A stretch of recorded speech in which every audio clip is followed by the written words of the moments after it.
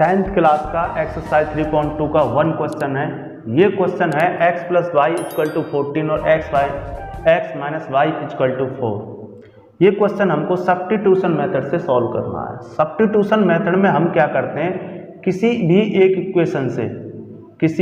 एक इक्वेशन से हम किसी एक वेरिएबल की वैल्यू निकाल लेंगे। आप चाहो तो x की निकाल लो, चाहो तो y की निकाल लो, आप चाहो इस इक्वेशन से निकाल लो, आप चाहो इस इक्वेशन से निकाल लो। जिस भी इक्वेशन से निकालें उससे दूसरी इक्वेशन में उस वैल्यू को सब्स्टिट्यूट कर देते हैं या पुट कर देते हैं, तो हमारा आंसर आ जाता है। देखो कैसे करेंगे। मैं मान लो इस वाली इक्वेशन में से, सेकंड इक्वेशन में से x की वैल्यू निकालने जा रहा हूं। तो कैसे निकालूंगा, x = 4 + y। ठीक, अब ये वैल्यू मैंने उठा के यहाँ पर पहली वाली इक्वेशन में सब्स्टिट्यूट कर दूंगा। तो मैं क्या लिखूंगा, दिस वैल्यू सब्स्टिट्यूट करनी है इसमें, तो मैं इसको सब्स्टिट्यूट करने जा रहा हूँ। 4 + y = 14। तो अब देखो 4 और y क्या हो जाएगा, 2y = 14। इसको उठा के उधर ले जाएंगे, जब इधर प्लस का है तो उधर जाके माइनस का हो जाएगा। 2y = 14 - 4, तो ये कितना आ गया, 2y = 10। तो यहाँ मुझे मिल गई y की वैल्यू 10/2 = 5। तो ये मेरी y की वैल्यू कितनी आ गई, 5। अब ये वैल्यू उठा के मैं यहाँ पर पुट कर दूं तो x की वैल्यू आ जाएगी। तो मैंने क्या किया, यहाँ पर देखो x = 4 + 5, x = 9। तो x की वैल्यू मेरी 9 आ गई, y की वैल्यू मेरी 5 आ गई। ये आंसर हो गया मेरा। तो देखो मैंने यही किया है ना, एक इक्वेशन में तो आप चाहो तो इसमें से निकाल के कर सकते हो, जिसमें आपको आसान लगे उसमें किसी एक की वैल्यू निकाल के दूसरे में पुट कर दो, आपकी एक वैल्यू आ जाएगी। फिर दोबारा से उसकी वैल्यू जहां मानी उसमें पुट कर दो, आपकी दूसरी वैल्यू आ जाएगी। क्वेश्चन एक्सरसाइज 3.2 का ये भी हमें सब्स्टिट्यूशन मेथड से करना है।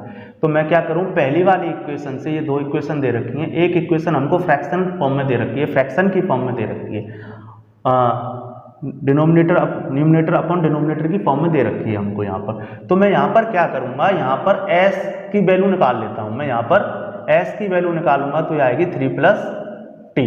अब ये जो वाली वैल्यू है ये मैं यहाँ पर दूसरी वाली इक्वेशन में पुट कर दे रहा हूँ। तो मैंने क्या किया, 3 + t/3 + t/2 = 6। 3 और 2 का जब आप एलसीएम निकालोगे तो वो 6 आएगा। ठीक है, अब 3 का डिवाइड आप इसमें दोगे तो 2 टाइम जाएगा, और 2 का मल्टीप्लाई हम इसमें करेंगे।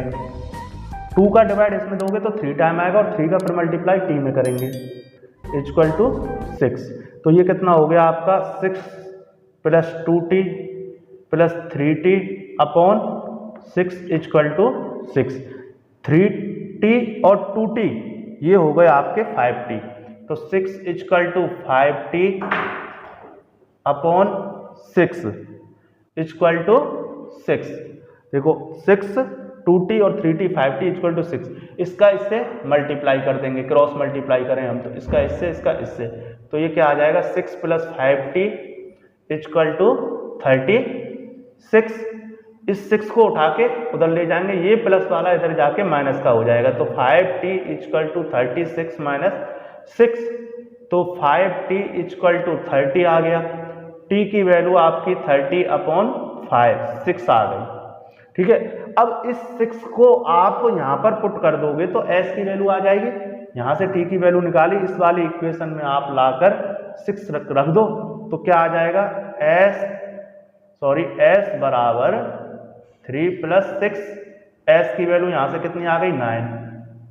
तो देखो s बराबर आ गया आपका 9 और t बराबर आ गया आपका 6।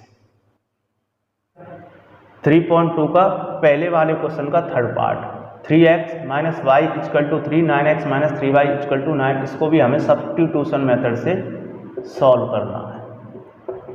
ठीक है, अब देखो इसमें क्या करेंगे, इस क्वेश्चन में वही सब्स्टिट्यूशन मेथड में किसी एक से एक वेरिएबल की वैल्यू निकाल के दूसरे में पुट करते हैं। तो चलो मैं इसमें y की वैल्यू निकाल लेता हूँ, मैं इसमें y की निकाल लेता हूँ। हर बार x की निकाल रहा हूँ, इस बार मैं y की निकाल के दिखा देता हूँ आपको।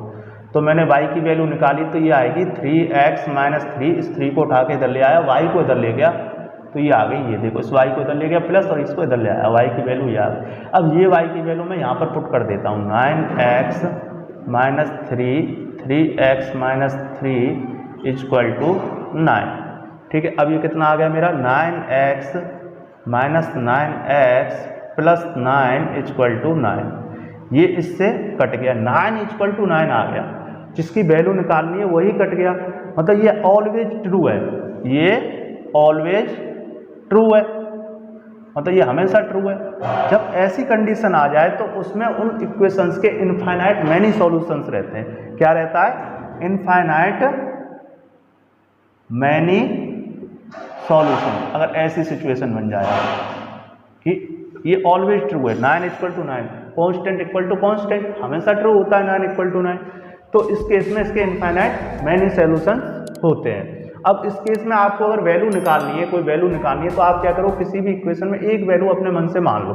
इसमें आप कोई भी वैल्यू अपने मन से रख लो, y की वैल्यू आ जाएगी। मान लो मैंने x की 0 रख ली, तो y की वैल्यू मेरे पास क्या हो जाएगी 3 इंटू 0 माइनस 3, तो y इक्वल टू -3।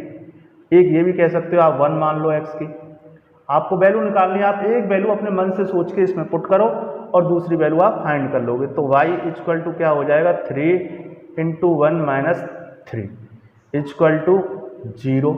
देखो इसमें पुट कर रहा हूँ मैं, इसमें x की वैल्यू अपने मन से पुट कर रहा हूँ, 3 इंटू 1 पुट की -3, तो 3 बन जा 3 और ये 3 0 हो जाएगा। ठीक है, इस तरीके से आप वैल्यू निकाल सकते हो। इसके बहुत सारे आंसर हो सकते हैं। इनफाइनाइट मैनी सॉल्यूशन का मतलब जिसके बहुत सारे आंसर हो, जितने आप सोचते जाओ उतने आंसर। तो एक आंसर अपना ये हो जाएगा 0 माइनस 3 y की वैल्यू, और दूसरा आंसर आप देखोगे तो x equal to 1 y equal to 0। ऐसे इनफाइनाइट मैनी सॉल्यूशंस हो सकते हैं। इस तरीके की अगर सिचुएशन आपके पास आ जाती है तो आपको इस तरीके से आंसर उसके लिख दें।